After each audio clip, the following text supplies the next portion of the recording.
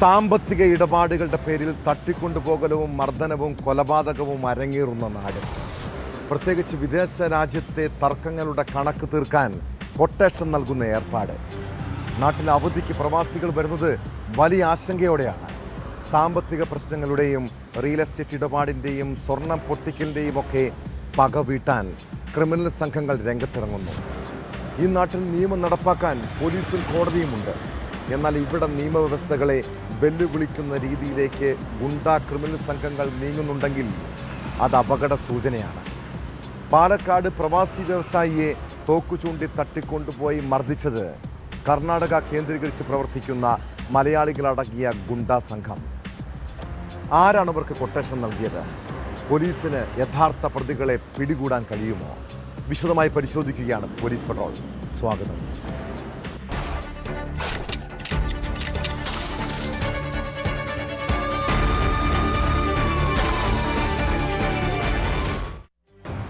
മലപ്പുറം സ്വദേശിയായ പ്രവാസി വ്യവസായി മുഹമ്മദ് അലി മരണത്തെ മുഖാമുഖം കണ്ട നിമിഷം. കൊട്ടേഷൻ സംഘം തോക്കു ചൂണ്ടി തട്ടിക്കൊണ്ടുപോയ ശേഷം അതിക്രൂരമായി മർദ്ദിച്ചു. പിന്നീട് കർണാടകയിലേക്ക് കടത്താനുള്ള നീക്കം. അതിനിടെ രാത്രിയിൽ പാലക്കാട്ടെ ഒരു വീട്ടിൽ തടവിൽ പാർപ്പിച്ചപ്പോൾ തോക്കിൻ മുനയിൽ നിർത്തി ഭീഷണി. അപ്പോൾ മുഹമ്മദ് അലി മകനയച്ചൊരു സന്ദേശമുണ്ട്: പോലീസിൻ്റെ പിന്നാലെ പോയിട്ട് കാര്യമില്ല, 70 കോടി രൂപ അവർക്ക് കൊടുക്കണം. ഈ ശബ്ദ സന്ദേശം ന്യൂസ് 18 പുറത്തുവിടുകയാണ്. പ്രവാസി വ്യവസായിയെ തട്ടിക്കൊണ്ടുപോയ കേസിൽ നിർണായകമാണ് ഈ ദൃശ്യങ്ങളും ഓഡിയോയും. പണം ആവശ്യപ്പെട്ട് ഭീഷണിപ്പെടുത്തുന്ന ശബ്ദ സംഭാഷണങ്ങളും ന്യൂസ് 18 ലഭിച്ചു. തട്ടിക്കൊണ്ടുപോകാൻ കൊട്ടേഷൻ നൽകിയത് ഉന്നത രാഷ്ട്രീയ നേതാവെന്നാണ് സൂചന. കർണാടക കേന്ദ്രീകരിച്ചുള്ള മലയാളികളടങ്ങിയ ഗുണ്ടാ സംഘമാണ് കേസിന് പിന്നിലെന്നാണ് വിവരം.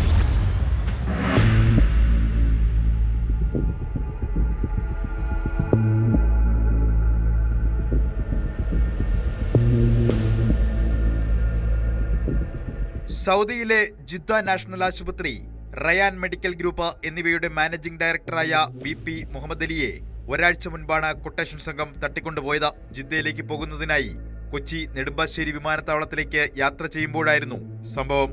മലപ്പുറം പാലക്കാട് ജില്ലാ അതിർത്തിയായ ആറങ്ങോട്ടുകര കോഴിക്കോട്ടിരി പാലത്തിന് സമീപത്ത് വെച്ചാണ് കാറിലെത്തിയ സംഘം മുഹമ്മദ് അലിയെ തട്ടിക്കൊണ്ടുപോയത്.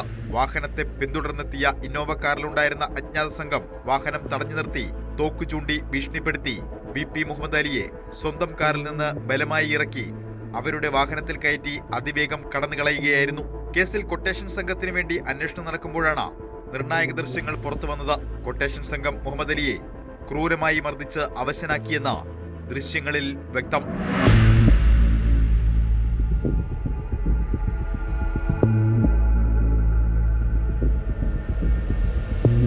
കൊട്ടേഷൻ സംഘത്തിന്റെ പിടിയിലായ ശേഷം വിദേശത്തുള്ള മകന്റെ നമ്പറിലേക്ക് 70 കോടി രൂപ നൽകണമെന്ന രീതിയിൽ മുഹമ്മദ് അലി അയച്ച ശബ്ദ സന്ദേശവും പുറത്തു വന്നു. തട്ടിക്കൊണ്ടുപോകലിന് പിന്നിൽ റിയൽ എസ്റ്റേറ്റ് ഇടപാട് എന്നാണ് വിവരം.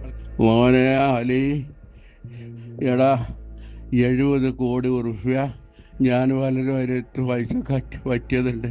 ആ പൈസ ഈ ആൾക്കാർക്ക് കൊടുക്കേ. ഇതിൻ്റെ ഒരു തെറ്റ് പറ്റിയതാണ്. എടാ അലി, ആ പൈസ അവർക്ക് കൊടുക്ക്. പോലീസുകാരെ പിന്നാലെ പോയിട്ട് ഒരു കാര്യമല്ല. ഒരു ന്യൂസിലും കാര്യത്തിലും ഒന്നും വേണ്ട. ഓർക്ക് കൊടുക്കേണ്ട പൈസ കൊടുക്കണ. ഓർക്ക് ഞാൻ കൊടുക്കേണ്ട പൈസയാണ്. ഓലെ ഞാൻ കുറേ കഷ്ടപ്പെടുത്തിയിട്ടുണ്ട്. അതാണ് 70 കോടി കൊടുത്തിട്ട്. അല്ലാ, പോലീസിൻ്റെ പിന്നാലെ ന്യൂസിലും മറ്റോടത്തും ഒന്നും ഇനി പോയിട്ട് ഒരു കാര്യമല്ല. തട്ടിക്കൊണ്ടുപോയ മുഹമ്മദ് അലിയെ പാലക്കാട് കോതക്കുറിശ്ശിയിലുള്ള ഒരു വീട്ടിൽ കൊണ്ടുപോയി തടവിൽ പാർപ്പിക്കവെയാണ് രക്ഷപ്പെട്ടത്. സംഘം ഉറക്കത്തിലായ സമയം നോക്കി ഞായറാഴ്ച പുലർച്ചെയോടെ അദ്ദേഹം ഇറങ്ങി ഓടി സാഹസികമായി രക്ഷപ്പെടുകയായിരുന്നു. കൊട്ടേഷൻ നൽകിയത് ഉന്നത രാഷ്ട്രീയ നേതാവെന്നാണ് സൂചന. എന്നാൽ കൊട്ടേഷൻ നൽകിയവരെക്കുറിച്ചും ക്രിമിനൽ സംഘത്തെക്കുറിച്ചും ഇതുവരെ യാതൊരു സൂചനയും പോലീസിന് ലഭിച്ചിട്ടില്ല. പ്രതികൾക്ക് ഒത്താശ ചെയ്തതിന്റെ പേരിൽ പനമണ്ണ സ്വദേശി അഭിജിത്തിനെ നേരത്തെ അറസ്റ്റ് ചെയ്തിരുന്നു. പിന്നാലെ മജിസ്ട്രേറ്റിന് മുന്നിൽ കീഴടങ്ങാനെത്തിയ 3 പേരെ പോലീസ് കോടതി വളപ്പിൽ നിന്ന് പിടികൂടി. കേസിൽ കർണാടക കേന്ദ്രീകരിച്ചുള്ള മലയാളികളടങ്ങിയ ഗുണ്ട സംഘത്തെ കണ്ടെത്താനുള്ള ശ്രമങ്ങളിലാണ് പോലീസ്.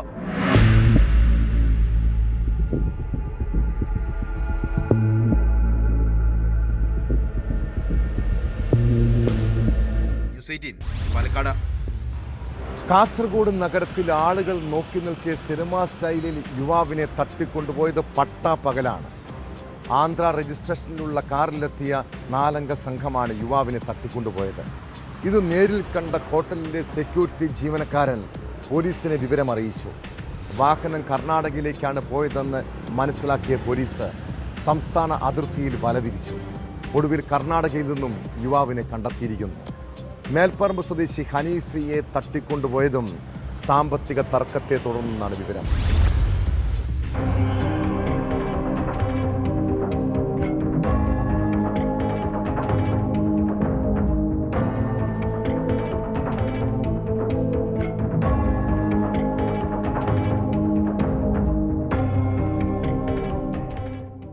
മേൽപ്പറമ്പ് സ്വദേശി ഹനീഫയെ ആന്ധ്ര രജിസ്ട്രേഷനുള്ള കാറിലെത്തിയ 4 അംഗ സംഘം തട്ടിക്കൊണ്ടുപോവുകയായിരുന്നു. നഗരത്തിലെ ഹോട്ടലിന് സമീപം പട്ടാപ്പകലാണ് സംഭവം. ഹോട്ടലിലെ സെക്യൂരിറ്റി ജീവനക്കാരനാണ് സംഭവം പോലീസിനെ അറിയിച്ചത്. പിന്നീട് CCTV ദൃശ്യങ്ങൾ കേന്ദ്രീകരിച്ച് നടത്തിയ അന്വേഷണത്തിനൊടുവിൽ കർണാടകയിലെ ഹാസനിൽ നിന്നാണ് പ്രതികൾ പിടിയിലായത്.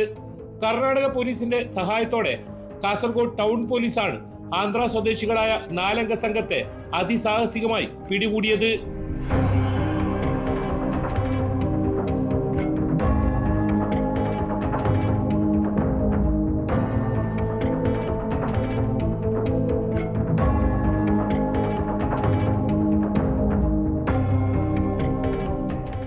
സാമ്പത്തിക ഇടപാടുമായി ബന്ധപ്പെട്ട തർക്കമാണ് തട്ടിക്കൊണ്ടുപോകലിന് പിന്നിലെന്നാണ് പോലീസ് നൽകുന്ന സൂചന. പ്രതികളെ വിശദമായി ചോദ്യം ചെയ്താൽ മാത്രമേ കൂടുതൽ വിവരങ്ങൾ കണ്ടെത്താനാകൂ. സംഭവത്തിന് ദൃക്സാക്ഷിയായ സെക്യൂരിറ്റി ജീവനക്കാരന്റെ സന്ദർഭോചിതമായ ഇടപെടൽ മൂലമാണ് യുവാവിനെ മണിക്കൂറുകൾക്കകം മോചിപ്പിക്കാനായത്. ഓപ്പോസിറ്റിലുള്ള പാർക്കിങ്ങിൽ മുനിസിപ്പാലിറ്റി പാർക്കിങ്ങിൽ ഒരു ആന്ധ്രാപ്രദേശിലെ വണ്ടി ഉണ്ടായിരുന്നു. അവരൊരു 4 പേരും തോന്നുന്നു, എനിക്ക് 4 പേര് വന്നിട്ട് ഇവനെ ബലമായി പിടിച്ചു. അല്ല, ഇവനൊരു പ്രതികരണം ഉണ്ടായില്ല. അവരെ കൂടെ അവൻ ഇറങ്ങിയിട്ട് പോയി, അവർ വണ്ടിയിൽ കയറ്റി പോയി. പക്ഷെ അവനെ പിടിക്കുമ്പോൾ അവൻ്റെ കൊടുത്ത് ഒരു പ്രതികരണം ഒന്നും ഉണ്ടായിരുന്നില്ല. കാരണം അല്ലെങ്കിൽ ഒരാളെ പിടിക്കുമ്പോൾ പ്രതികരണം ഉണ്ടാവുമല്ലോ, ഒരു പ്രതികരണം ഒന്നും ഉണ്ടായില്ല. സൈലൻ്റ് ആയിട്ട് അവൻ ഇറങ്ങിപ്പോയി. അവൻ മാസ്ക് ധരിച്ചിരുന്നു, കണ്ണാട വെച്ചിരുന്നു. പിന്നെ മുഖം നമുക്ക് ഞാൻ ആദ്യമായിട്ട് കാണുന്നതാണ്. ഇല്ല, സംസാരം ഒന്നും ഉണ്ടായിരുന്നില്ല. അവർ വന്നവർ സംസാരിച്ചില്ല.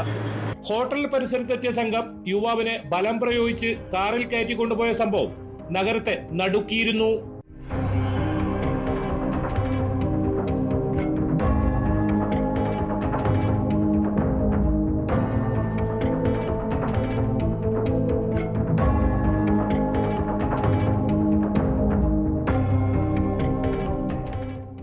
ന്യൂസ് 18 കാസർഗോഡ്.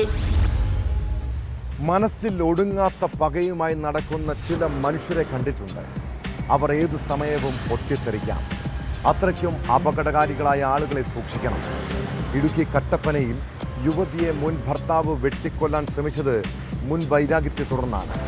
കട്ടപ്പന സ്വദേശിനി ശശികലയെ വീട്ടിൽ അതിക്രമിച്ചു കയറിയാണ് മുൻ ഭർത്താവ് കൊലപ്പെടുത്താൻ ശ്രമിച്ചത്. 2 കൈകൾക്കും കാലിനും വെട്ടേറ്റ യുവതി ഇടുക്കി മെഡിക്കൽ കോളേജ് ആശുപത്രിയിൽ ചികിത്സയിലാണ്. സംഭവത്തിന് ശേഷം രക്ഷപ്പെട്ട പ്രതിക്ക് വേണ്ടി പോലീസ് അന്വേഷണം ഊർജിതമാക്കിയിട്ടുണ്ട്.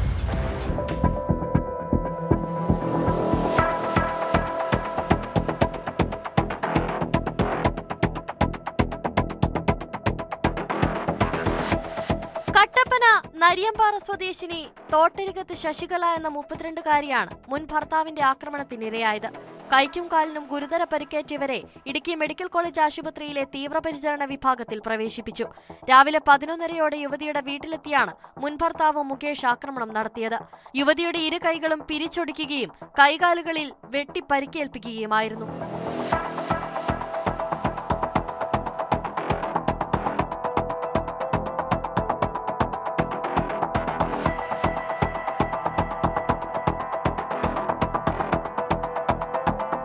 സംഭവ സമയത്ത് യുവതി വീട്ടിൽ ഒറ്റയ്ക്കായിരുന്നു. ഇവരുടെ അലർച്ച കേട്ട് ഓടിയെത്തിയ സമീപവാസികൾ ഭർത്താവിനെ വിവരമറിയിക്കുകയും പിന്നീട് കട്ടപ്പന താലൂക്ക് ആശുപത്രിയിൽ എത്തിക്കുകയും ചെയ്തു. ആഴത്തിൽ മുറിവേറ്റ യുവതിക്ക് പ്രാഥമിക ചികിത്സ നൽകിയ ശേഷമാണ് ഇടുക്കി മെഡിക്കൽ കോളേജിലേക്ക് മാറ്റിയത്. സംഭവത്തിൽ കട്ടപ്പന പോലീസ് കേസെടുത്ത് അന്വേഷണം ആരംഭിച്ചു.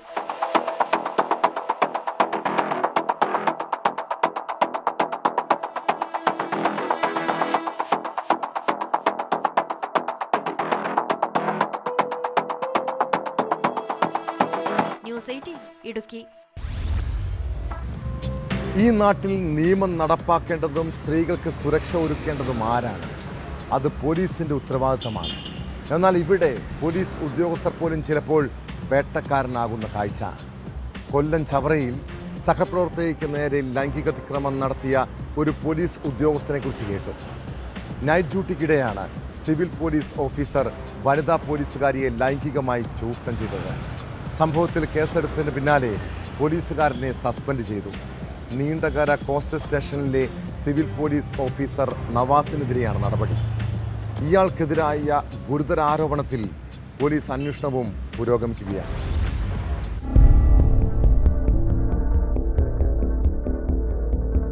നൈറ്റ് ഡ്യൂട്ടിക്കെത്തിയ പോലീസുകാരിക്കെതിരെ നവംബർ 6 പുലർച്ചെ ലൈംഗികാതിക്രമം നടത്തിയതായാണ് പരാതി. ഒപ്പം ജോലി ചെയ്തിരുന്ന പോലീസ് ഓഫീസർ തന്നെ ലൈംഗികമായി ഉപദ്രവിച്ചതായാണ് ഉദ്യോഗസ്ഥയുടെ പരാതിയിൽ പറയുന്നത്. നീണ്ടകര കോസ്റ്റൽ പോലീസ് സ്റ്റേഷനിലെ സിവിൽ പോലീസ് ഓഫീസർ നവാസിനെതിരെയാണ് ഗുരുതര ആരോപണം.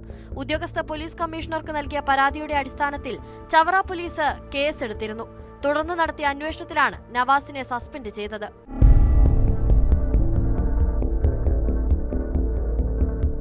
സേനയുടെ അന്തസ്സിന് കളങ്കമുണ്ടാക്കുന്ന പ്രവർത്തനമാണ് നവാസ് നടത്തിയതെന്നും ഇത് ഗുരുതരമായ അച്ചടക്ക ലംഘനവും സ്വഭാവദൂഷ്യവുമാണെന്നും സസ്പെൻഷൻ ഉത്തരവിൽ വ്യക്തമാക്കുന്നു. വിഷയത്തിൽ വിശദമായ അന്വേഷണം നടത്തി 2 മാസത്തിനകം റിപ്പോർട്ട് സമർപ്പിക്കണമെന്നും നിർദ്ദേശിച്ചിട്ടുണ്ട്. സംഭവത്തിൽ ചവറ പോലീസും അന്വേഷണം നടത്തുന്നുണ്ട്.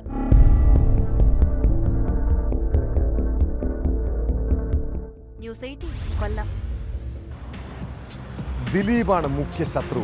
തനിക്ക് സിനിമയ്ക്കകത്തോ പുറത്തോ മറ്റു ശത്രുക്കളില്ല. നടിയെ ആക്രമിച്ച കേസിൽ അതിജീവിത കോടതിയിൽ നൽകിയ മൊഴിയാണിത്. കാവ്യയുമായുള്ള ബന്ധം മഞ്ജു വാര്യരെ അറിയിച്ചത് പകയ്ക്ക് കാരണമായി. ഇതോടെ തന്നെ സിനിമയിൽ നിന്നും പുറത്താക്കുമെന്ന് ദിലീപ് ഭീഷണിപ്പെടുത്തിയിരുന്നതായും മൊഴിയിലുണ്ട്. അതിനിടെ സമൂഹ മാധ്യമങ്ങളിലെ സൈബർ ആക്രമണത്തിനെതിരെ അതിജീവിത നൽകിയ പരാതിയിൽ കേസെടുക്കാൻ ഒരുങ്ങുകയാണ് പോലീസ്.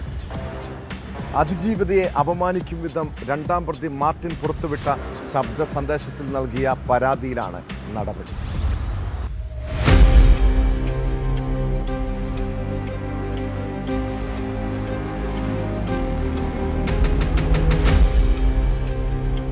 ദിലീപാണ് തന്റെ മുഖ്യ ശത്രു എന്ന് അതിജീവിത കോടതിയിൽ മൊഴി നൽകിയിരുന്നു. സിനിമയ്ക്കകത്തോ പുറത്തോ മറ്റു ശത്രുക്കളില്ല. കാവ്യയുമായുള്ള ബന്ധം മഞ്ജു വാര്യരെ അറിയിച്ചത് താനാണെന്ന് ദിലീപ് സംശയിച്ചു. മഞ്ജുവിനോട് ഇത് മാറ്റി പറഞ്ഞില്ലെങ്കിൽ സിനിമയിൽ നിന്ന് പുറത്താക്കുമെന്ന് Dileep ഭീഷണിപ്പെടുത്തിയിരുന്നതായും മൊഴിയിലുണ്ട്.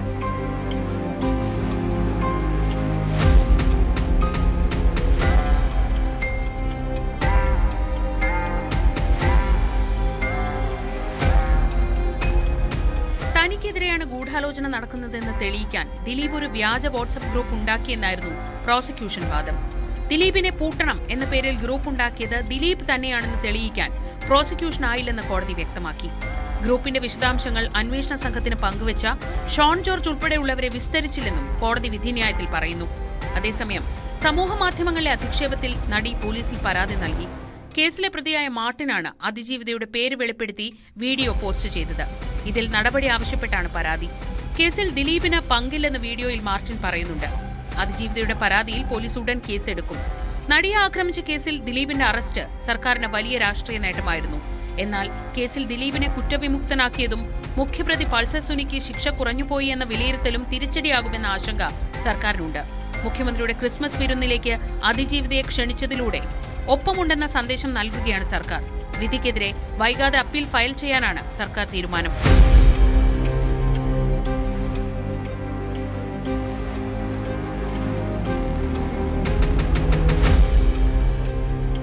News 18 Kochi. Cambodia, China എന്നീ രാജ്യങ്ങൾ കേന്ദ്രീകരിച്ച് ഓൺലൈൻ സാമ്പത്തിക തട്ടിപ്പ്. പിന്നീട് തട്ടിപ്പ് പണം ക്രിപ്റ്റോ കറൻസികളാക്കി വിദേശത്തേക്ക് എത്തിക്കും. ബിഗ് ബോസ് താരം മുഹമ്മദ് ഡിലിജന്റ് ബ്ലെസ്ലിയുടെ പല ഇടപാടുകളും ദുരൂഹമാണ്. കൊടുവള്ളി കേന്ദ്രീകരിച്ച് നടത്തിയ ഡിജിറ്റൽ തട്ടിപ്പിലെ മുഖ്യ കണ്ണികളിൽ ഒരാളാണ് ബിഗ് ബോസ് താരമെന്ന് ക്രൈംബ്രാഞ്ച് പറയുന്നു. ഇയാളുടെ കൂട്ടാളികളെ കേന്ദ്രീകരിച്ചും അന്വേഷണം ഊർജിതമാണ്. കേസിൽ പ്രതികളായ 8ഓളം പേർ വിദേശത്തേക്ക് കടന്നെന്നാണ് നിലവിലെ കണ്ടെത്തൽ.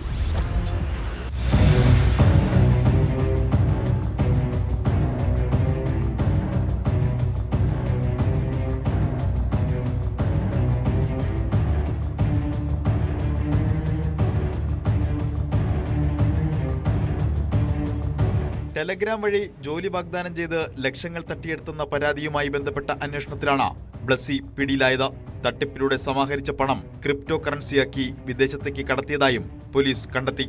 കോടതിയിൽ ഹാജരാക്കിയ പ്രതിയെ റിമാൻഡ് ചെയ്തു. പ്രതിയുടെ ജാമ്യാപേക്ഷ കോടതി വ്യാഴാഴ്ച പരിഗണിക്കും.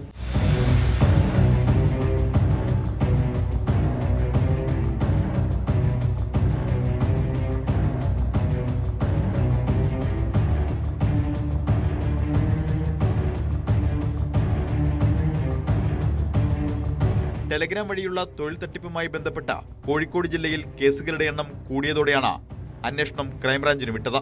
ഡിവൈഎസ്പി ബി ബെന്നിയുടെ നേതൃത്വത്തിലുള്ള പ്രത്യേക സംഘത്തിനാണ് അന്വേഷണ ചുമതല. കൊല്ലം സ്വദേശിയായ ബ്ലസ്ലി ചൈനയിൽ നിന്ന് മടങ്ങും വഴി തിരുവനന്തപുരം വിമാനത്താവളത്തിൽ വെച്ചാണ് കഴിഞ്ഞ ദിവസം അന്വേഷണ സംഘത്തിന്റെ പിടിയിലായത്. ജില്ലാ ക്രൈംബ്രാഞ്ച് പ്രത്യേക അന്വേഷണ സംഘം ജൂൺ മുതൽ നടത്തുന്ന അന്വേഷണത്തിനിടെ സംഘത്തിൽ ഉൾപ്പെട്ട നിരവധി പേർ അറസ്റ്റിലായിരുന്നു. ഇവരുടെ അക്കൗണ്ട് വിവരങ്ങൾ കേന്ദ്രീകരിച്ചുള്ള അന്വേഷണമാണ് ബ്ലസ്ലിയിലേക്ക് എത്തിയത്. കേസിൽ പ്രതി ചേർത്തിട്ടുള്ള 8ഓളം പേർ വിദേശത്തേക്ക് കടന്നതാണ് നിലവിലെ കണ്ടെത്തൽ. കംബോഡിയ, ചൈന എന്നീ രാജ്യങ്ങൾ കേന്ദ്രീകരിച്ച ഓൺലൈൻ തട്ടിപ്പ് നടത്തുന്ന സംഘങ്ങളിലേക്കാണ് ബ്ലസ്ലി ഉൾപ്പെടെയുള്ളവർ ക്രിപ്റ്റോ രൂപത്തിലാക്കി പണം എത്തിക്കുന്നത് എന്നാണ് പോലീസ് പറയുന്നത്.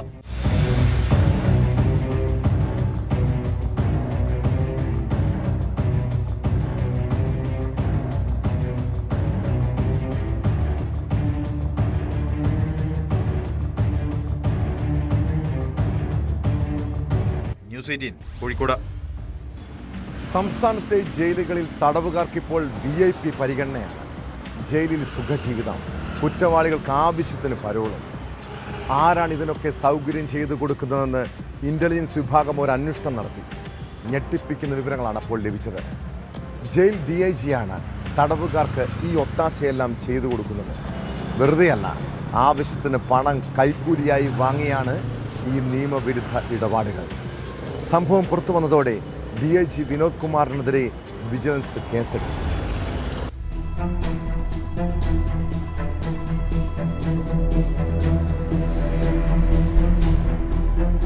ജയിൽ ആസ്ഥാനത്തെ DIG MK വിനോദ് കുമാറിനെതിരെയാണ് വിജിലൻസ് കൈക്കൂലി കേസ് രജിസ്റ്റർ ചെയ്തത്.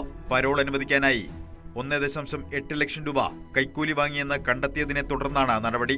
സംഭവത്തിൽ വിശദമായ അന്വേഷണം ആരംഭിച്ചിട്ടുണ്ട്. വിയ്യൂർ ജയിലിലെ വിരമിച്ച ഉദ്യോഗസ്ഥനാണ് DIGയുടെ ഏജന്റെന്ന് അന്വേഷണത്തിൽ കണ്ടെത്തിയതായാണ് വിവരം. പണം വാങ്ങുന്നത് ഈ ഉദ്യോഗസ്ഥൻ വഴിയായിരുന്നു. സ്ഥലം മാറ്റത്തിനും ഉദ്യോഗസ്ഥരിൽ നിന്നും DIG പണം വാങ്ങിയിട്ടുണ്ട് എന്നാണ് റിപ്പോർട്ട്.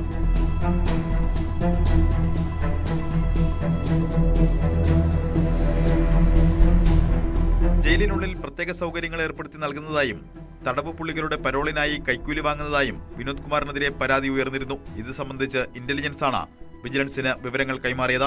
തുടർന്ന് വിജിലൻസ് കേസെടുക്കുകയായിരുന്നു. വിജിലൻസിന്റെ അന്വേഷണ പുരോഗതി റിപ്പോർട്ട് പരിഗണിച്ച സർക്കാർ നടപടിയുണ്ടാകും. വിജിലൻസ് ഡയറക്ടർ മനോജ് അബ്രഹാം നേതൃത്വം നൽകുന്ന തിരുവനന്തപുരം സ്പെഷ്യൽ യൂണിറ്റാണ് വിനോദ് കുമാറിനെതിരെ അന്വേഷണം നടത്തുന്നത്.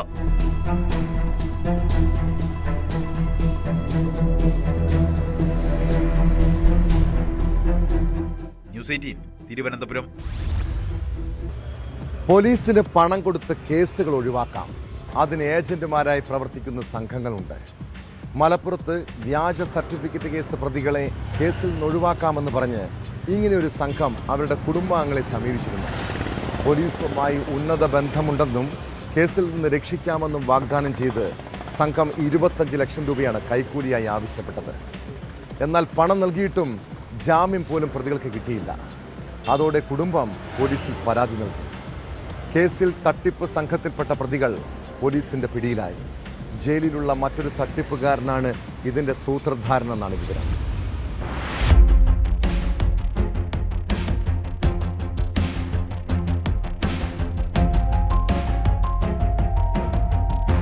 പൊന്നാനിയിലെ വ്യാജ സർട്ടിഫിക്കറ്റ് നിർമ്മാണ കേസിൽ പിടിയിലായ പ്രതികളെ ജയിലിൽ നിന്ന് മോചിപ്പിക്കാൻ സഹായിക്കാമെന്ന് വാഗ്ദാനം ചെയ്ത് പ്രതികളുടെ കുടുംബങ്ങളിൽ നിന്ന് പണം തട്ടിയ 2 പേരെയാണ് പൊന്നാനി പോലീസ് അറസ്റ്റ് ചെയ്തത്. നവാസ്, കമറുദ്ദീൻ എന്നിവരാണ് പിടിയിലായത്. വ്യാജ സർട്ടിഫിക്കറ്റ് കേസ് പ്രതികളായ രാഹുലിന്റെയും ഇർഷാദിന്റെയും കുടുംബാംഗങ്ങളുടെ പരാതിയിലാണ് അറസ്റ്റ്.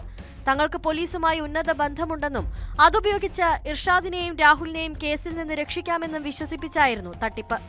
പണം ആവശ്യപ്പെട്ട് ഭീഷണിപ്പെടുത്തിയതായും പരാതിയുണ്ട്. 25 ലക്ഷം രൂപയാണ് ഇർഷാദിന്റെയും രാഹുലിന്റെയും കുടുംബങ്ങളിൽ നിന്ന് തട്ടിയെടുത്തത്. പോലീസുകാർക്ക് പണം നൽകിയില്ലെങ്കിൽ ജാമ്യം കിട്ടില്ലെന്നും ജീവിതകാലം മുഴുവൻ ഇർഷാദും രാഹുലും ജയിലിൽ കിടക്കേണ്ടി വരുമെന്നും കുടുംബങ്ങളെ ഭീഷണിപ്പെടുത്തിയിരുന്നു. ഇതിൽ ഭയന്ന വീട്ടുകാർ സ്വർണ്ണാഭരണങ്ങൾ പണയം വെച്ച് 25 ലക്ഷം രൂപ ഇവർക്ക് നൽകി. 20 ലക്ഷം രൂപ ബാങ്ക് അക്കൗണ്ട് വഴിയും 5 ലക്ഷം രൂപ പണമായുമാണ് നൽകിയത്.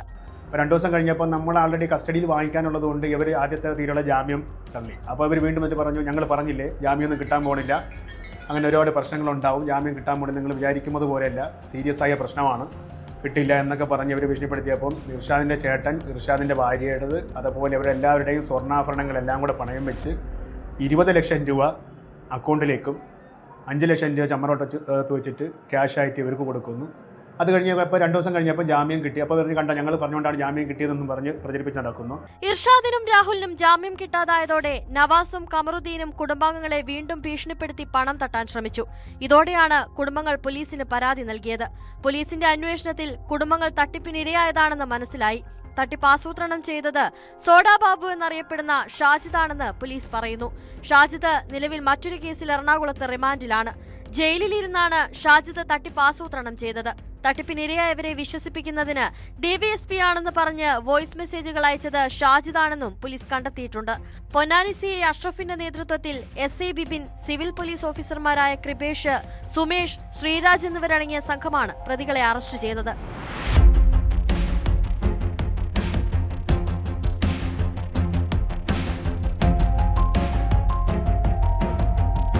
ന്യൂസ് 18 തിരൂർ. പിടികിട്ടാപ്പുള്ളി സുകുമാരക്കുറുപ്പിനെ അറിയാത്ത മലയാളികൾ കുറവായിരിക്കും.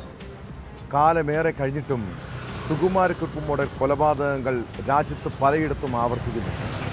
മഹാരാഷ്ട്രയിലെ ലാത്തൂരിലാണ് ഒടുവിലത്തെ സംഭവം. താൻ മരിച്ചെന്ന് തെറ്റിദ്ധരിപ്പിച്ച് ഇൻഷുറൻസ് തുക തട്ടാൻ പദ്ധതിയിട്ട ലാത്തൂർ സ്വദേശി ഗണേഷ് ചവാൻ അറസ്റ്റിലായി. താൻ കൊല്ലപ്പെട്ടെന്ന് വരുത്തി തീർക്കാൻ ഗോവിന്ദ് യാദവ് എന്നയാളെയാണ് ഇയാൾ കാറിലിട്ട് കത്തിച്ച് ചുട്ടരിച്ചത്.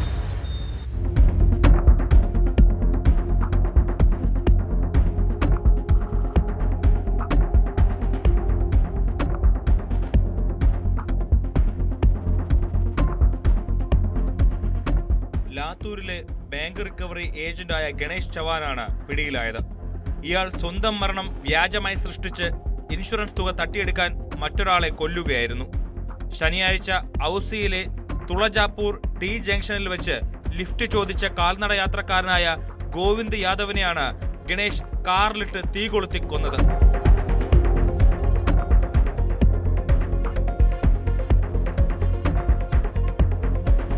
പുലർച്ചെ കാറിൽ കത്തിക്കരിഞ്ഞ നിലയിൽ മൃതദേഹം കണ്ട പോലീസ് നടത്തിയ അന്വേഷണത്തിൽ കാറിന്റെ ഉടമയെ കണ്ടെത്തി. കാർ തന്റെ ബന്ധുവായ ഗണേഷ് ചവാന് നൽകിയിരുന്നുവെന്നാണ് ഇയാൾ പറഞ്ഞത്. പോലീസ് ഗണേഷിനെ ബന്ധപ്പെടാൻ ശ്രമിച്ചപ്പോൾ ഇയാൾ വീട്ടിൽ തിരിച്ചെത്തിയിട്ടില്ലെന്നും ഫോൺ സ്വിച്ച് ഓഫ് ആണെന്നും വീട്ടുകാർ അറിയിച്ചു. ഈ വിവരങ്ങളെല്ലാം വെച്ച് മരിച്ചത് ഗണേഷ് ആണെന്നായിരുന്നു പോലീസിന്റെ പ്രാഥമിക നിഗമനം. ബന്ധുക്കൾക്ക് മൃതദേഹം കൈമാറുകയും ചെയ്തു. എന്നാൽ പിന്നീട് അന്വേഷണം വഴിതിരിയുകയായിരുന്നു. तो वो टर्म इंश्योरेंस के पैसे पाने के चक्कर में उसने अपने खुद के मरने का या खुद के जल जाने का जो एक साजिश रची थी और उस साजिश के चलते हुए उसने वहाँ पे एक राह चलते इंसान को जिसने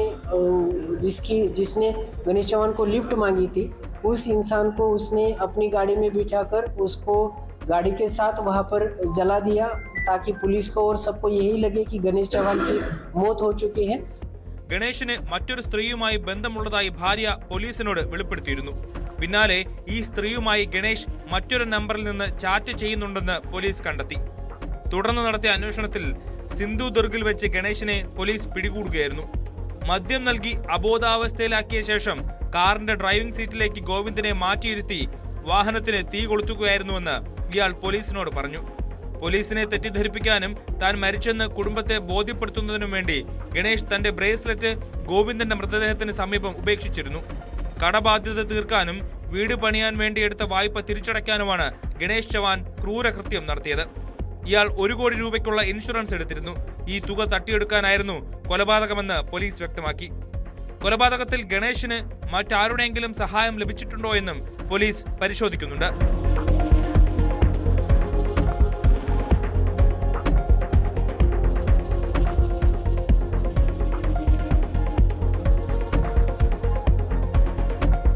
ന്യൂസ് ഡെസ്ക്, ന്യൂസ് 18. പമ്പിൽ നിന്ന് കുപ്പിയിൽ പെട്രോൾ കൊടുക്കരുതെന്ന് കർശന നിർദ്ദേശമുള്ളതാണ്. എന്നാൽ ചിലർ ഇപ്പോഴും കുപ്പിയിൽ പെട്രോൾ ചോദിച്ച് പമ്പുകളിലെത്തും. അത് കൊടുത്തില്ലെങ്കിലോ ജീവനക്കാർക്കാണ് പഴി. മാത്രമല്ല ചിലപ്പോൾ കയ്യേറ്റവും ആക്രമണവും ഉണ്ടാകാം. പാലക്കാട് വാണിയംകുളത്ത് പെട്രോൾ വാങ്ങാനെത്തിയ സംഘം പമ്പിന് തീ വയ്ക്കാൻ ശ്രമിച്ചു. പെട്രോൾ കൊണ്ടുപോകാനുള്ള കുപ്പി നൽകേണ്ടത് ജീവനക്കാരുടെ ഉത്തരവാദിത്തമാണെന്ന് പറഞ്ഞാണ് 3 അംഗ സംഘം തർക്കമുണ്ടാക്കിയത്. ഇതിന് പിന്നാലെ നിലത്ത് പെട്രോൾ ഒഴിച്ച് തീ കൊളുത്തിയ അക്രമികൾ ഭീകരാന്തരീക്ഷം സൃഷ്ടിക്കുകയായിരുന്നു.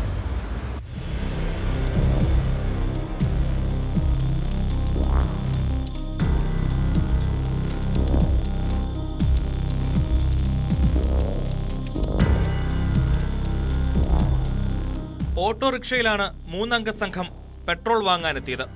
കുപ്പിയിൽ പെട്രോൾ നൽകണമെന്ന് ഇവർ ആവശ്യപ്പെട്ടു. എന്നാൽ കൈവശം കുപ്പി ഉണ്ടായിരുന്നില്ല. തുടർന്ന് പമ്പിന് സമീപത്തെല്ലാം കുപ്പി അന്വേഷിച്ചെങ്കിലും കിട്ടിയില്ല. ഇതോടെ ഓട്ടോയിലുണ്ടായിരുന്ന ക്യാനിൽ പെട്രോൾ വാങ്ങി. തുടർന്നാണ് കുപ്പി നൽകേണ്ടത് പമ്പ് ജീവനക്കാരുടെ ചുമതലയാണെന്ന് പറഞ്ഞ് ഇവർ ബഹളം വെച്ചത്. ജീവനക്കാരെ അസഭ്യവും പറഞ്ഞു. ഇതിനിടെ ക്യാനിൽ നിന്ന് പെട്രോൾ നിലത്തേക്കൊഴിച്ച് തീ കൊളുത്താനും ശ്രമിച്ചു.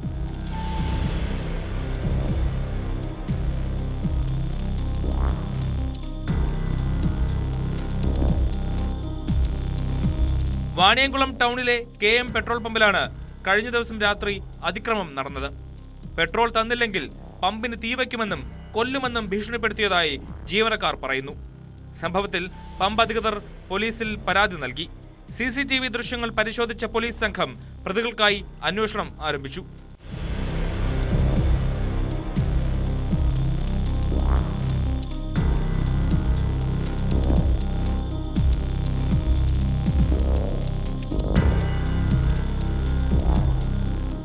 ന്യൂസ് 18 പാലക്കാട്.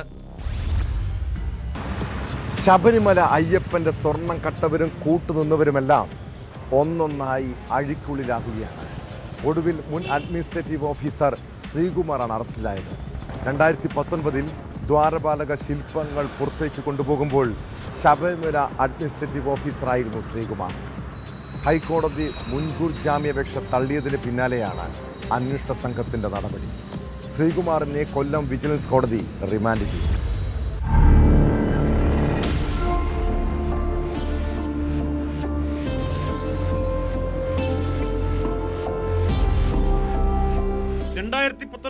ദ്വാരപാലക ശില്പങ്ങളിലെ സ്വർണ്ണപ്പാളികൾ ഉണ്ണികൃഷ്ണൻ പോറ്റിയുടെ പക്കൽ കൊടുത്തുവിട്ടതുമായി ബന്ധപ്പെട്ട മഹസൂറിൽ ഒപ്പുവെച്ച ഉദ്യോഗസ്ഥരിൽ ഒരാളാണ് ശ്രീകുമാർ. ഹൈക്കോടതി മുൻകൂർ ജാമ്യാപേക്ഷ തള്ളിയതിന് പിന്നാലെയാണ് ഇയാളെ അറസ്റ്റ് ചെയ്തത്. എന്നാൽ ഉദ്യോഗസ്ഥരെന്ന നിലയിൽ മേൽത്തട്ടിൽ നിന്നുള്ള നിർദ്ദേശമനുസരിച്ച് ഫയൽ നീക്കുക മാത്രമാണ് ചെയ്തതെന്നാണ് ശ്രീകുമാറിന്റെ വാദം. കൊല്ലം വിജിലൻസ് കോടതിയിൽ ഹാജരാക്കിയ ശ്രീകുമാറിനെ 14 ദിവസത്തേക്ക് റിമാൻഡ് ചെയ്തു. ശ്രീകുമാറിനെ കസ്റ്റഡിയിൽ വാങ്ങി കൂടുതൽ ചോദ്യം ചെയ്യാനാണ് SITയുടെ നീക്കം.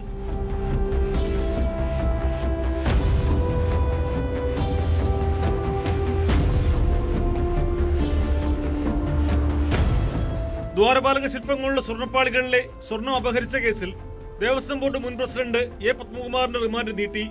കട്ടളപ്പാളിയിലെ സ്വർണം അപഹരിച്ച കേസിൽ വ്യാഴാഴ്ചയാണ് റിമാൻഡ് കാലാവധി അവസാനിക്കുന്നത്. പത്മകുമാർ സമർപ്പിച്ച ജാമ്യഹർജി 22-ന് പരിഗണിക്കും. ശബരിമല സ്വർണ്ണക്കൊള്ളയിൽ കേസ് രേഖകൾ ആവശ്യപ്പെട്ടുള്ള EDയുടെ അപേക്ഷയിൽ കൊല്ലം വിജിലൻസ് കോടതിയുടെ ഉത്തരവ് വെള്ളിയാഴ്ച ഉണ്ടാകും. ഹർജിയിൽ EDയുടെയും SITയുടെയും വാദം പൂർത്തിയായി. FIRഉം റിമാൻഡ് റിപ്പോർട്ടും അടക്കമുള്ള രേഖകൾ ആവശ്യപ്പെട്ടാണ് ED കോടതിയെ സമീപിച്ചത്. എന്നാൽ രേഖകൾ കൈമാറുന്നതിൽ SIT രേഖാമൂലം എതിർപ്പറിയിച്ചിട്ടുണ്ട്.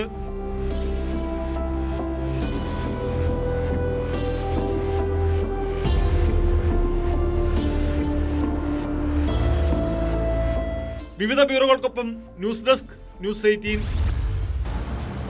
മലപ്പുറം താനൂരിൽ കാർ തടഞ്ഞു നിർത്തി യാത്രക്കാരനെ കൊള്ളയടിച്ച് 2 കോടി രൂപ തട്ടിയെടുത്ത കേസിലേക്കാണിത്. കഴിഞ്ഞ ഓഗസ്റ്റിലാണ് തെന്നല സ്വദേശിയിൽ നിന്നും പണം കവർന്നത്. സംഭവത്തിന് ശേഷം ഒളിവിലായിരുന്ന മുഖ്യ സൂത്രധാരൻ അറസ്റ്റിലായിരിക്കുന്നു. കൂരിയാട് സ്വദേശി സാദിഖ് അലിയെ തന്ത്രപരമായാണ് പോലീസ് പൊക്കിയത്. കേസിൽ ഇനി ഒരാൾ കൂടി പിടിയിലാകാൻ.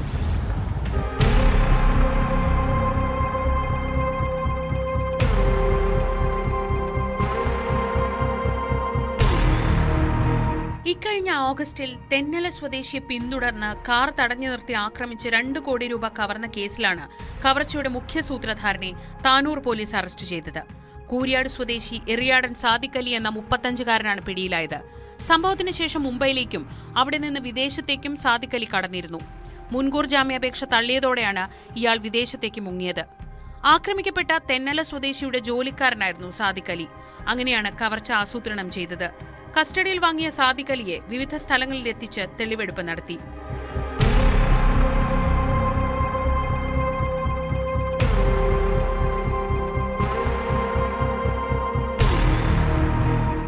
കവർച്ച നടത്താൻ പ്രതികൾ സഞ്ചരിച്ച ഓൾട്ടോ കാർ വാങ്ങിക്കൊടുത്തത് സാദിഖ് അലി ആയിരുന്നുവെന്ന് തെളിഞ്ഞിരുന്നു. കേസിൽ ആദ്യം അറസ്റ്റിലായ മറ്റു പ്രതികളിൽ നിന്ന് സാദിഖാണ് കവർച്ചയ്ക്ക് പിന്നിലെന്ന വിവരം ലഭിച്ചിരുന്നെങ്കിലും ഒളിവിൽ പോയ ഇയാളെ കണ്ടെത്താൻ കഴിഞ്ഞിരുന്നില്ല.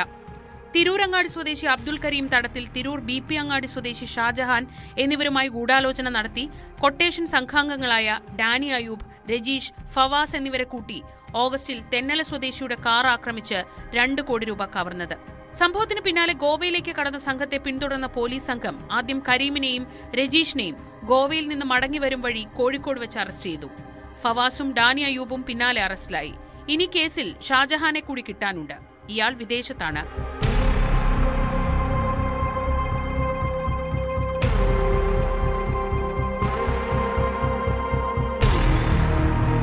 ന്യൂസ് 18 തിരൂർ. പേര് നവാസ്, വിളിപ്പേര് ബാറ്റർ നവാസ്. ബാറ്ററികൾ മുതൽ കയ്യിൽ കിട്ടുന്നത് എന്തും മോഷ്ടിക്കും. നേമം സ്വദേശിയായ ഈ കള്ളൻ ആള് നിസ്സാരക്കാരനല്ല. സംസ്ഥാനത്തെ വിവിധ ജില്ലകളിലായി 60-ലധികം മോഷണ കേസുകളിലെ പ്രതിയാണ്. പിടികിട്ടാപ്പുള്ളിയായ നവാസിനെ ഒടുവിൽ പാറശാല പോലീസ് പൊക്കി. നെയ്യാറ്റിൻകര ചെങ്കലിലെ വീടുകൾ കുത്തിത്തുറന്ന് 30 ലക്ഷത്തോളം രൂപയുടെ സ്വർണവും മറ്റ് സാധനങ്ങളും കവർന്ന കേസിലാണ് പ്രതി പിടിയിലായത്.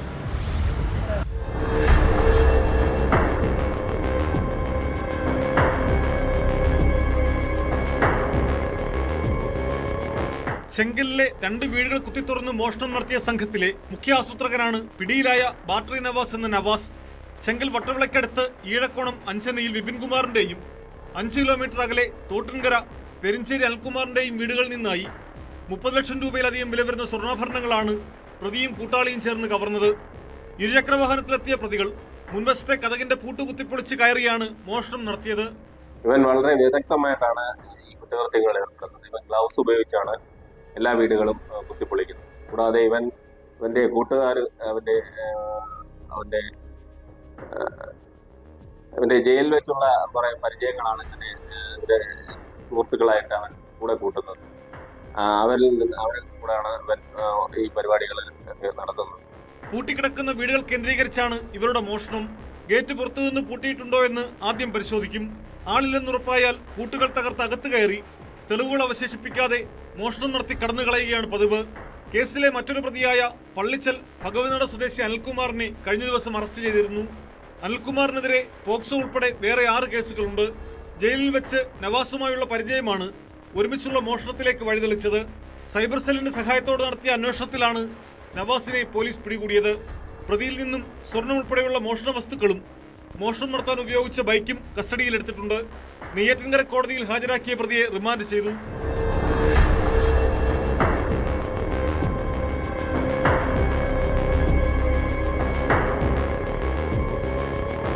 ന്യൂസ് 18 നെയ്യാറ്റിൻകര. ഓസ്ട്രേലിയയിലെ സിഡ്നി ബോണ്ടി ബീച്ച് വെടിവെപ്പിൽ അന്വേഷണം ഇന്ത്യയിലേക്ക്. ഹൈദരാബാദ് സ്വദേശിയായ സാജിദ് അക്രമാണ് കൂട്ടക്കൊലയ്ക്ക് പിന്നിലെ മുഖ്യ കണ്ണിയെന്നാണ് സൂചന. ആക്രമണത്തിന് പിന്നാലെ ഇയാൾ പോലീസ് വെടിവെപ്പിൽ കൊല്ലപ്പെട്ടിരുന്നു. മകൻ നവീദ് ഗുരുതരാവസ്ഥയിൽ ചികിത്സയിലാണ്. IS നിന്ന് പ്രചോദനം ഉൾക്കൊണ്ടാണ് ഭീകരാക്രമണം നടത്തിയതെന്നാണ് വിവരം.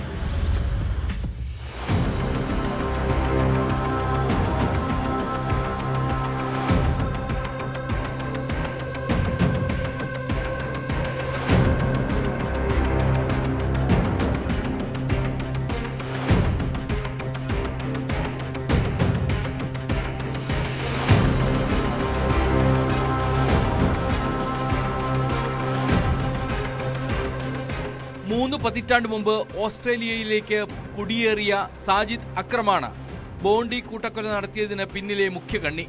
50-കാരനായ ഇയാൾ ഹൈദരാബാദ് സ്വദേശിയാണ്. 1998 തൊഴിൽ തേടി ഓസ്ട്രേലിയയിൽ എത്തിയ സാജിദ കേവലം 6 തവണ മാത്രമാണ് ഇന്ത്യയിലേക്ക് തിരിച്ചെത്തിയത്. കൊമേഴ്സിൽ ബിരുദം പൂർത്തിയാക്കിയ ഇയാൾ ഓസ്ട്രേലിയയിൽ വെച്ച ഒരു യൂറോപ്യൻ വനിതയെ വിവാഹം കഴിച്ചു. മകനും മകളും ഓസ്ട്രേലിയൻ പൗരന്മാരാണ്.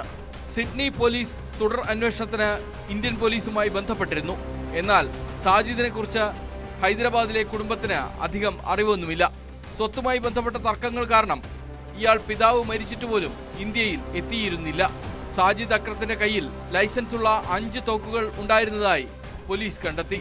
ഇയാളും മകൻ നവീദ് അക്രമും ഇസ്ലാമിക് സ്റ്റേറ്റ് ആശയങ്ങളിൽ ഉത്തേജിതരായാണ് ആക്രമണം നടത്തിയതെന്നാണ് ഓസ്ട്രേലിയൻ പ്രധാനമന്ത്രി ആന്റണി അൽബനീസ് വ്യക്തമാക്കുന്നത്. അക്രമികളുടെ വാഹനത്തിൽ നിന്ന് കണ്ടെത്തിയ ഇസ്ലാമിക് സ്റ്റേറ്റ് പതാകകളും ഇംപ്രവൈസ്ഡ് എക്സ്പ്ലോസീവ് ഡിവൈസുകളും ഇതാണ് സൂചിപ്പിക്കുന്നതെന്നാണ് പോലീസിന്റെ കണ്ടെത്തൽ. നവംബർ 1 ഇവർ ഫിലിപ്പീൻസിൽ എത്തിയിരുന്നു. സാജിദ് തന്റെ ഇന്ത്യൻ പാസ്പോർട്ടാണ് ഈ യാത്രയ്ക്കായി ഉപയോഗിച്ചത്. നവംബർ 28 സാജിദും നവീദും തിരിച്ചെത്തി. ആക്രമണത്തിനുള്ള ആയുധ പരിശീലനം നേടാനാണ് ഇവർ ഫിലിപ്പീൻസിൽ എത്തിയത് എന്നാണ് സൂചന. സാജിദ് അക്രം ബൗണ്ടി ബീച്ച് ആക്രമണത്തിന് പിന്നാലെ പോലീസ് വെടിവയ്പിൽ കൊല്ലപ്പെട്ടിരുന്നു. മകൻ നവീദ ഗുരുതരാവസ്ഥയിൽ ചികിത്സയിലാണ്. ഇയാളെ ചോദ്യം ചെയ്യുന്നതിലൂടെ കേസിൽ കൂടുതൽ തുമ്പ് ലഭിച്ചേക്കുമെന്നാണ് പ്രതീക്ഷ.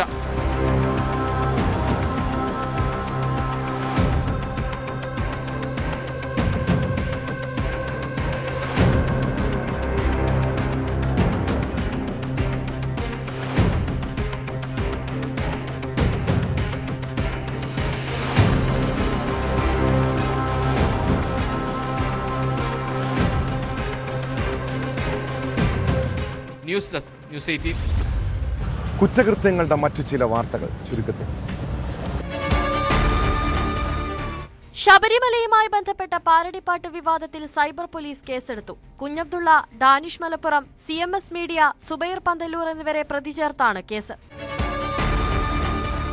കണ്ണൂരിൽ CPM പ്രവർത്തകൻ P. രാജേഷിനെ വധിക്കാൻ ശ്രമിച്ച കേസിൽ BJP നിയുക്ത വാർഡ് കൌൺസിലർക്ക് 36 വർഷം തടവ് ശിക്ഷ. തലശ്ശേരി നഗരസഭയിലേക്ക് തെരഞ്ഞെടുക്കപ്പെട്ട U. പ്രശാന്തിനെയാണ് വിവിധ വകുപ്പുകളിലായി ശിക്ഷിച്ചത്. മറ്റ് 9 BJP പ്രവർത്തകർക്കും കോടതി ശിക്ഷ വിധിച്ചു. തിരുവനന്തപുരം പാലോട് നിന്ന് കൊല്ലത്തേക്ക് 2 കിലോയോളം കഞ്ചാവുമായി എത്തിയ 4-അംഗ സംഘം പിടിയിൽ. പിടിയിലായത് സുധീഷ്, റോബിൻ, റോയ്, റോഷിൻ എന്നിവർ. ഇടുക്കി ചക്കുപള്ളത്ത് കൃഷിയിടത്തിൽ നിന്ന് മേലയ്ക്ക മോഷ്ടിച്ചയാൾ പിടിയിൽ. ചക്കുപള്ളം സ്വദേശി മനു ആണ് അറസ്റ്റിലായത്. കാസർഗോഡ് ബന്ദിയോട് 2 കിലോ കഞ്ചാവുമായി അടുക്ക സ്വദേശി അബ്ദുള്ള പിടിയിൽ. കുമ്പളയിൽ ഹാഷിഷ് ഓയിലുമായി കുമ്പള സ്വദേശി A. മുഹമ്മദ് ഫസൽ, ബന്ധുവായ അബ്ദുൾ നിസാർ എന്നിവർ അറസ്റ്റിലായി. തലപ്പാടിക്ക് സമീപം അപകടത്തിൽപ്പെട്ട കാറിൽ നിന്ന് MDMA കണ്ടെത്തിയ സംഭവത്തിലും അന്വേഷണം തുടങ്ങി. 1/2 കിലോ കഞ്ചാവുമായി ഇതര സംസ്ഥാന തൊഴിലാളി തിരൂരിൽ എക്സൈസ് പിടിയിൽ. പശ്ചിമബംഗാൾ മുർഷിദാബാദ് സ്വദേശി പിന്റോ മോമാണ് പിടിയിലായത്. മക്കൾ കൗമാരപ്രായമൊക്കെ ആകുമ്പോൾ മാതാപിതാക്കളിൽ നിന്നും അല്പം അകലുന്നത് സ്വാഭാവികമാണ്. പിന്നെ ആ കാലഘട്ടത്തിൽ സൗഹൃദത്തിനും പ്രണയത്തിനുമൊക്കെയാകും അവർ പ്രാധാന്യം നൽകുക. എന്നാൽ അച്ഛനമ്മമാർ അറിയാതെയുള്ള സൗഹൃദങ്ങൾ കുട്ടികളെ അപകടക്കെണിയിൽപ്പെടുത്താം. അതിനാൽ തന്നെ മക്കളുടെ കൂട്ടുകാരെക്കുറിച്ചും പ്രണയത്തെക്കുറിച്ചുമൊക്കെ ഇടയ്ക്ക് അവരോട് ചോദിക്കണം. കുട്ടികളുടെ ബാഗും റൂമുമൊക്കെ ഒന്ന് പരിശോധിക്കണം. കണ്ണൂരിൽ +1 വിദ്യാർത്ഥിനിയായ മകളുടെ ബാഗ് പരിശോധിച്ച മാതാപിതാക്കൾ അവളുടെ കൈവശം ഒരു വിലയേറിയ ഫോൺ കണ്ടു. വീട്ടുകാർ കാര്യം തിരക്കിയപ്പോഴാണ് കാമുകനാണ് ആ ഫോൺ വാങ്ങി നൽകിയതെന്ന് മനസ്സിലായത്. അവൾ 10ാം ക്ലാസ്സിൽ പഠിക്കുമ്പോൾ തുടങ്ങിയ പ്രണയമാണ്. അതിനിടെ അയാൾ പലതവണ പെൺകുട്ടിയെ പ്രണയം നടിച്ച് പീഡിപ്പിച്ചു. കുടുംബത്തിൻ്റെ പരാതിയിൽ കേസെടുത്ത പോലീസ് സ്വകാര്യ ബസ് ഡ്രൈവറായ കാമുകനെ അറസ്റ്റ് ചെയ്തു. കണ്ണൂർ അത്താഴക്കുന്ന് സ്വദേശി ദിബിനെ കണ്ണൂർ ടൗൺ പോലീസാണ് പിടികൂടിയത്. ഇത് ഒറ്റപ്പെട്ട സംഭവമല്ല. നമ്മുടെ പല വീടുകളിലും കുട്ടികൾ ഇതുപോലുള്ള പ്രണയച്ചതിയിൽ കുടുങ്ങിയിട്ടുണ്ടാകാം. ആശങ്കപ്പെടുത്താനല്ല, മാതാപിതാക്കൾ ജാഗ്രത പുലർത്താൻ ശ്രദ്ധയിൽപ്പെടുത്തിയെന്നേ ഉള്ളൂ. ഇതോടെ പോലീസ് പട്രോൾ പൂർണ്ണമാകുന്നു. നമസ്കാരം.